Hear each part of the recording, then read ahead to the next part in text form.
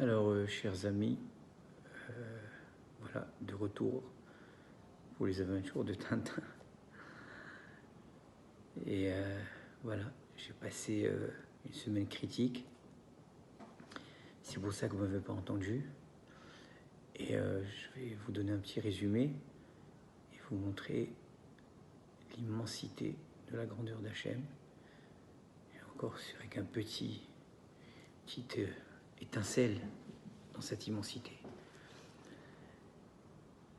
Il y a 3 semaines, juste pour résumer et bien faire comprendre la grandeur de la Rahmanou d'Hachem, il y a 3 semaines, j'étais juste après que les événements ont commencé. L'école, nous avions décidé de fermer le vendredi. Lundi, je suis au travail et je reçois un appel out of the blues de Rabbi David Pinto Shlita et qui me dit Sadia, tu quittes le travail tout de suite et tu rentres à la maison. Je sais pourquoi. Il lui dit pose pas de questions, tu rentres à la maison et tu sors pas de la maison. Toi, ta femme, tes enfants. Je dis ok. Il n'y avait encore aucun signe précurseur, il n'y avait aucune alarme, il n'y avait rien à Montréal. Je lui ai dit ok. Je rentre donc à la maison. Et dès le lendemain, mardi, mes premiers symptômes ont commencé. Je vous fais l'histoire rapide. Jeudi soir, je vais à l'hôpital. Je ne me sentais pas bien. Je vais à l'hôpital. On me fait le test. Vendredi matin, on m'appelle. Positif. Ok. Positif, ça ne veut pas dire que c'est la fin du monde. Ça veut dire que tu es un peu moitié porteur du virus. Et il faut prier que le système immunitaire puisse s'en sortir.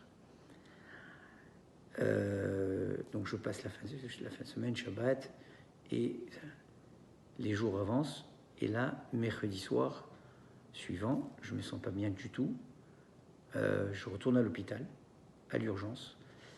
Et là, on me fait une radio de mes poumons.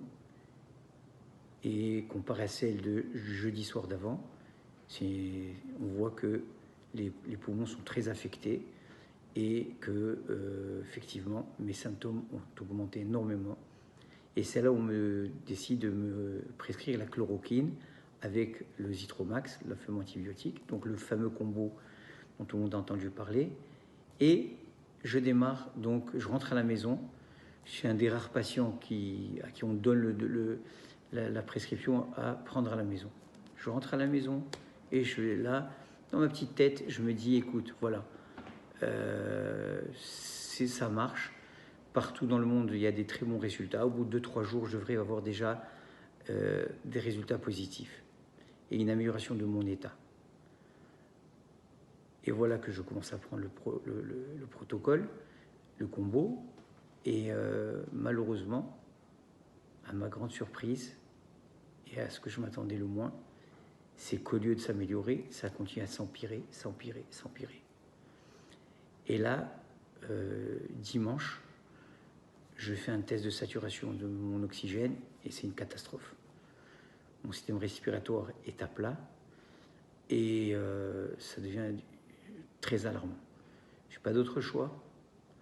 C'est là où je retourne à l'hôpital, donc ce dimanche passé, et on me fait rentrer en urgence. Bon, effectivement, on me met tout de suite sur respiratoire, avec un support oxygène, pour essayer de remonter ma saturation. Et en attendant, on me dit on va faire des nouvelles radios. Et là, je sentais ma neshama partir. Je me sentais tellement mal, ça faisait aucun sens. Je me sentais dépérir entièrement, en décomposition totale. Je sentais que Béhémet, le Satan, il était là. Et le Malach Hamavet était là, c'est le même d'ailleurs. Et j'étais d'ailleurs dans son siège social. On sait très bien que le Malach Hamavet, son siège social, c'est l'hôpital. D'ailleurs, sa salle de stockage, c'est la morgue qui est en dessous, au sous-sol de l'hôpital. C'est là où il a son inventaire et il s'assure toujours d'avoir un inventaire bien complet et bien fourni. Et quand il voit que l'inventaire y baisse, il monte dans les étages et il cherche qui ramasser. Et là, Béhémet, j'ai ressenti qu'il était présent. J'ai senti que c'était c'est pas normal. Et évidemment, quand ils sont revenus avec les résultats de la radio, et bien là, le glas a sonné, c'était clair, mes poumons étaient complètement ravagés. Donc 3 rayons X successifs, le jeudi d'avant, le mercredi d'après et ce dimanche soir, et une détérioration totale et complète. Et pourtant, j'avais pris depuis 5 jours le protocole. J'étais sous médication, j'étais supposé déjà m'améliorer. Là, j'ai compris que c'est ni la médication, ni rien qui pouvait m'en sortir, si ce n'est pas à Kadosh Baruch Hu, Birvodo, Biatzmo. J'ai compris que c'était mes dernières heures et que si je ne m'y mettais pas à fond, c'était... Et là, évidemment, qu'est-ce qui m'est revenu à l'esprit? C'est cette fameuse Gemara de Chizkiyahu Meler. Le Chizkiyahu, quand le prophète Ishayahu est venu le voir, et je peux vous dire exactement les mots pour ne pas me tromper, il est venu le voir et il lui a annoncé sa mort. Il a annoncé qu'il y avait une Xéra et qu'il ne s'en sortirait pas. Et là, Chizkiyahu, il dit à Ishayahu Meler, il dit à Ishayahu Hanavi, il dit, c'est bon, je t'ai écouté, va. Et il dit, moi j'ai une massorette de la maison de mon père, c'est-à-dire du roi David, qui se dit comme ça, Afilou cherev chada munach al savaro shel adam, al yimnach asmo minarahamim. Même s'il a une épée qui est sur son cou, il ne doit pas encore désespérer de la compassion divine. Donc même s'il y a un décret. Et en effet, le Chizkiyahu Meler se base sur une histoire du roi David, son ancêtre. Il y avait une épidémie à Jérusalem et David Améler, il a vu le Mashrit qui était en train avec une épée en train de détruire tous les habitants de Jérusalem. Et le roi David n'a pas désespéré et il a prié. Et la Magefa, la plaie s'est arrêtée. Et ça, c'était donc dans la maison du roi David et de ses ancêtres, que même s'il y a un décret, même si déjà c'est fini, ça semble en tout cas fini et scellé, même avec ça, lo yimna atzmo minarahamim. L'homme ne doit pas encore désespérer et croire qu'il n'y a pas de possibilité. À ce moment-là, chers amis, je vais vous dire quelque chose. J'ai fait la prière de ma vie. Ce dimanche soir passé, je me suis retourné, j'ai pleuré les larmes de mon corps et j'ai supplié Hachem de m'accorder encore quelques années. Et la sincérité de cette prière, c'est la première fois de ma vie que je prie aussi intensément. Je me rappelle avoir prié comme ça aussi quand mon père était malade, quand ma maman était malade. Et là, c'était pour moi cette fois-ci.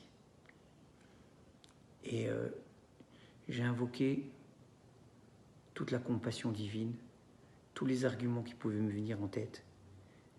Et j'ai bémet.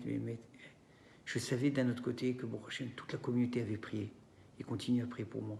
Que les enfants de Yavne, les enfants de partout, ont fait tellement de télim, de tfilotes. J'ai dit à Kajbourou Ribono Sholom, tout ça combiné ensemble ne peut pas passer inaperçu. C'est impossible que ta compassion qui est infinie ne soit pas éveillée. Et là, je me suis rappelé d'une histoire de Rabbi Nachman où il expliquait qu'une fois il était en visite en Israël et il était tombé d'un cliff et il s'était retrouvé suspendu en ciel et terre accroché à une branche. Et il a dit que la prière qu'il a prise à ce moment-là pour sauver sa vie, c'est ce genre de prière qu'on doit tous prier tous les jours de notre vie pour pouvoir avancer. Et on n'a jamais su comment il s'en est sorti, suspendu entre mer et ciel.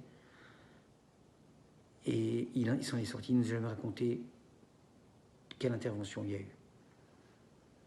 Et voilà, j'étais là, j'ai fait tout ce que je pouvais. Et je me suis dit que maintenant, j'étais entre les mains d'Hachem. La chloroquine, elle ne marche pas. Les médicaments, pas. Les médecins, aussi gentils soient-ils, aussi mamache, plein de médecins, plein de bons docteurs qui étaient là autour de moi. Et combien de docteurs à l'extérieur de l'hôpital m'ont supporté. On a eu des super conseils. Chacun avec, au mieux de sa sagesse, son intelligence. À la fin de la journée, il n'y a rien. Rien ne fonctionne. La seule chose qui fonctionne, c'est nous de rediriger vers une seule et unique adresse. Et là, je me rappelle d'un enseignement du Rav Sitruk Zecher Tzadik Kadosh Livracha que j'avais écouté quand j'étais jeune. Et il disait, vous savez, la Emouna, c'est très beau. On dit, on prie pour la Parnassa, on prie pour ci, on prie pour ça. Mais si quelqu'un a dans son portefeuille une carte de crédit Visa, alors il prie, Hachem, prouvez-le. Mais quelque part dans sa tête, il y a la Visa. Si jamais on lui coupe sa paye ou il manque de revenus, eh bien il pourra utiliser sa Visa. La même chose, quelqu'un a un problème, un souci dans ses affaires, c'est sûr qu'il prie Hachem. Mais il sait qu'il a un bon comptable, il sait qu'il a un bon fiscaliste, il sait qu'il a un bon avocat qui va s'occuper de ses affaires. Alors c'est sûr qu'on a toujours la émouna en Hachem. On prie, on s'adresse toujours à Hachem, parce qu'on sait que c'est lui le maître du monde, c'est lui qui dirige tout, c'est lui qui fait tout, c'est lui le faiseur de l'histoire. Mais quelque part, tant et aussi longtemps qu'on a des backups et qu'on se dit, bon, c'est vrai que c'est Hachem, mais il a ses shluchim, il a les médecins, Rofé et Rafé, il y a les fiscalistes, les comptables, il y a beaucoup d'êtres qui peuvent nous supporter dans nos difficultés. Ça, c'est vrai pour des situations normales. Mais voilà qu'Akadosh Baruch Hu, il vient et il nous pousse des fois dans l'ultime. Et il nous montre qu'il n'y a plus rien. Il n'y a rien. Même mes shluchim habituels, même ces backups que je te donne d'habitude, je t'enlève tout. Plus rien. Les médecins ne peuvent rien faire. Avec toute leur sagesse et intelligence, il n'y a personne. Au Hachem, j'avais des tzadikim qui priaient pour moi. Rabbi David Pinto, Rabbi Moshe Mouyal, et d'autres qui étaient dans les 4 coins du monde, qui partout. Je ressentais les prières du monde entier. Mais à la fin, il restait une prière, et une ultime prière, qui devait s'ajouter à cette sommation de prières et déclencher la Yeshua. C'était cette prière Me'om Kadeliba, du plus profond de notre cœur. Et c'est avec ça que je veux terminer aujourd'hui. Et vous dire, souvent on m'a posé la question, et moi-même je pose la question sur moi-même, on sent des fois que les prières ne sont pas acceptées, qu'elles ont l'air de s'envoler comme la fumée. C'est pas vrai. Il n'y a pas une tfila, il n'y a pas une prière qu'Akadosh Baruch Hu n'utilise pas. C'est pas pour nous, c'est pour les autres, c'est pour réparer quelque chose dans le monde. Toutes les tfilotes, Rabbi Nachman dit, elles ont une adresse, elles ont des petites ailes, elles ont une direction. Mais nous, notre travail, et c'est ça mon message aujourd'hui, il faut croire dans nos prières. Il faut croire dans le pouvoir qu'Hachem nous a donné d'aller jusqu'au bout de la démarche. Des tests, il y a fois des tests à différents niveaux. Et des fois, c'est le test de la vie. Et il faut continuer. Il faut s'accrocher.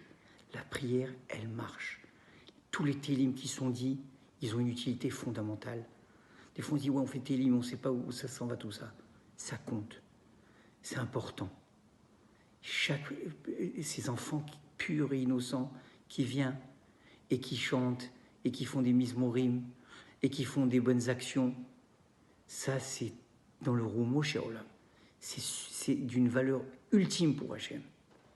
Mais tout compte. La prière des enfants, la prière des adultes, un soupir, il compte pour Hachem. Tout. Il ne faut jamais dédaigner et penser une seconde qu'Akadosh Baruch Hu ne prend pas en compte toutes ces prières et ces tfilotes du Rav Israël. Et lui, il a une gestion, il a un système de gestion. Il sait comment et quoi faire avec chacune.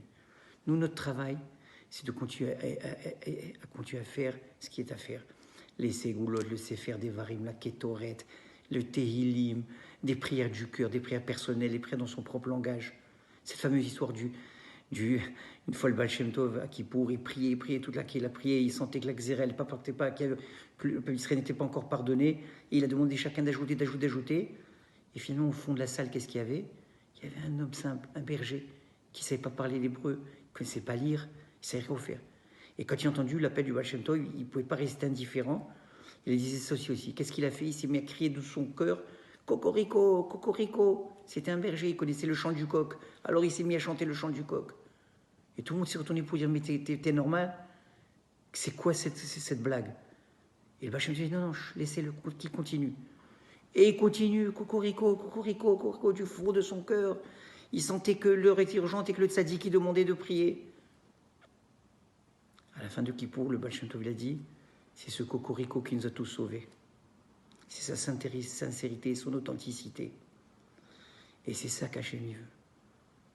Que ce soit les Mekoubalim qui prient, que ce soit les gens simples qui prient, que ce soit des instruits, les moins instruits, c'est pas important. Tout le monde doit prier, tout le monde doit s'adresser. On doit tous s'associer ensemble. C'est ça le Ham Israël, c'est ça notre force, c'est cette unité. Et on doit tous prier pour les autres, être conscient de la difficulté des autres, du tsar des autres, du tsar du monde entier. Et on doit s'associer à ce tsar, à cette angoisse, et on doit tous, chacun, faire notre effort. Et notre effort, c'est la prière, c'est tout.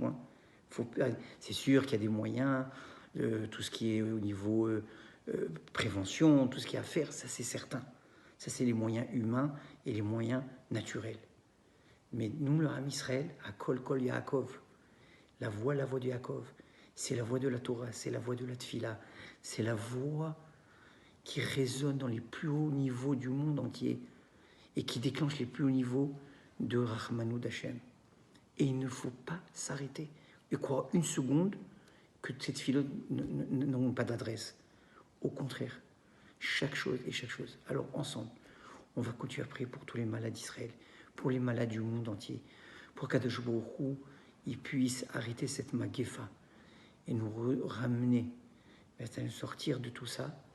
Évidemment, nous, on s'engage à bien réfléchir au message qu'Hachem attend de nous, on en reparlera, mais c'est certain que ça n'a pas été une opération vaine et que tout ça, ça avait un sens. Mais on continue à être préoccupé par le bien-être de chacun, de nos proches, de nos plus éloignés, de la communauté, du peuple d'Israël et du monde entier. Alors ensemble, on continue à prier et à croire dans la prière.